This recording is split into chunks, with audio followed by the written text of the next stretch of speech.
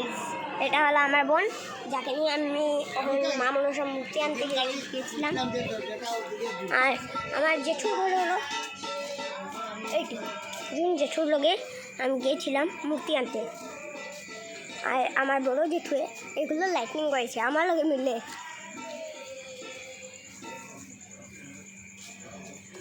এই ড্রয়িংটি আমি বানিয়েছি গাইস, আর এগুলো আপনি দেখতে পাচ্ছেন। তো ওখানের জন্য দেখুন।